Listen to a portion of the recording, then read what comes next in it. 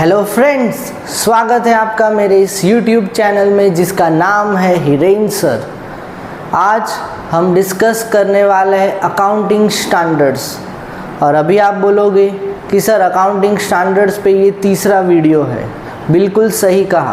पहले वीडियो में मैंने एक प्रिंसिपल के साथ अकाउंटिंग स्टैंडर्ड को बहुत ब्रीफ में यानी कि उसका सिनॉप्सिस समझाया था। नेक्स्ट वीडियो में मैंने थोड़ा डिटेल में समझाया और आज ये वीडियो देखने के बाद आपको अकाउंटिंग स्टैंडर्ड्स के ऊपर कोई भी क्वेश्चन आएगा या फिर अकाउंटिंग स्टैंडर्ड्स से रिलेटेड आपकी अंडरस्टैंडिंग एकदम सॉलिड हो जाएगी।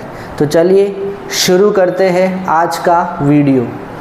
पहला टॉपिक है यूटिलिटी ऑफ अकाउंटिंग स्टैंडर्ड्स, यानी कि यूज़फुलनेस क्या है, अकाउंटिंग स्टैंडर्ड्स क्यों हमारे लिए इतने यूज़फुल है। पहला, अकाउंटिंग स्टैंडर्ड्स हमें नॉर्म्स प्रोवाइड करके देता है। नॉर्म्स का मतलब भी स्टैंडर्ड ही होता है, यानी कि वो हमें बेंचमार्क देता है कि हमें अकाउंट्स किस तरह से बनाने हैं। To prepare financial statements, not only books of accounts but जब हम फाइनेंशियल स्टेटमेंट्स प्रिपेयर करते हैं यानी कि प्रॉफिट एंड लॉस अकाउंट और बैलेंस शीट, हमें अकाउंटिंग स्टैंडर्ड्स को फॉलो करने पड़ते हैं। It ensures uniformity in the preparation and presentation. अगर आप अकाउंटिंग स्टैंडर्ड्स को फॉलो करके P&L बैलेंस शीट बनाओगे तो आपके जो फाइनेंशियल स्टेटमेंट्स होंगे वो यूनिफॉर्म होंगे, बाकी फर्म्स के जैसे ही होंगे और बाकी फर्म के साथ आप कंपेयर भी कर पाओगे। ना सिर्फ दूसरे फर्म्स के साथ बल्कि इंट्रा कंपैरिजन भी पॉसिबल है, यानी आपके फर्म का करंट ईयर और आप ही के फर्म के प्रीवियस ईयर्स के साथ आप उसे कंपेयर कर पाओगे।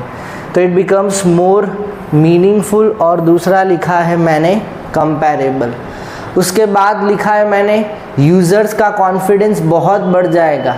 दो टाइप के यूज़र्स होते आपको पता ही है। अगर आपको नहीं पता तो इसके रिलेटेड मैंने एक वीडियो बनाया है जिसका लिंक मैं डिस्क्रिप्शन बॉक्स में ज़रूर दे दूँगा, तो प्लीज़ उस वीडियो को देख लेना। यूज़र्स दो टाइप के होते हैं, इंटरनल और एक्सटर्नल यूज़र्स। दोनों यूज़र्स का कॉन्फिडेंस बढ़ जाएगा क्योंकि उन्हें भी पता रहेगा कि अकाउंटिंग स्टैंडर्ड्स को फॉलो करके ही पूरे इंडिया वाले फर्म्स अकाउंट्स प्रिपेयर करते हैं। नेक्स्ट है ऑडिटर्स। ऑडिटर्स के लिए भी ये इतना ही यूज़फुल रहेगा क्योंकि अगर उन्हें भी पता रहेगा कि भाई सारी फर्म्स अकाउंटिंग स्टैंडर्ड्स को फॉलो करके बना रही है तो उन्हें अपने अकाउंट्स चेक करने में यानी कि वेरीफाई करने में थोड़ी आसानी होगी या मदद मिलेगी। हर चीज़ की तरह अकाउंटिंग स्टैंडर्ड्स के भी कुछ लिमिटेशंस हैं। पहला लिमिटेशन है अकाउंटिंग स्टैंडर्ड्स तो मैन मेड है, यानी हमने ही उसे बनाया है तो जाहिर सी बात है उसमें कुछ ना कुछ चेंजेस तो आने ही वाले हैं। तो दूसरा पॉइंट भी यही है क्योंकि ये business environment and laws of the countries पे बेस्ड है, इसीलिए इसमें चेंज आना स्वाभाविक है। इट्स बट ऑब्वियस कि बहुत सारे चेंजेस आने वाले हैं। क्यों? क्योंकि ये बिजनेस एनवायरनमेंट और दूसरा है लॉज ऑफ द कंट्री पे ऊपर बेस्ड है। रीजंस फॉर चेंज में भी मैंने वही लिखा है क्योंकि बिजनेस एनवायरनमेंट चेंज होते हैं और लॉ चेंज होते हैं। बिजनेस एनवायरनमेंट का चेंज होने का मतलब है जो हम 50 साल पहले बिजनेस करते थे और आज जो बिजनेस करते हैं उसमें ज़मीन आसमान का फ़र्क है। Not only with respect to number of firms but the manner in which we provide services बहुत अलग है आज का एनवायरनमेंट। और दूसरा है लॉ। लॉ में तो हर 10, 15 या 20 ईयर्स में कुछ ना कुछ तो चेंजेस आते ही रहते। अभी भी आपको पता ही होगा रिसेंटली इंडियन पीनल कोड को चेंज करके नया लॉ आया है जिसको कहा जाता है BNS।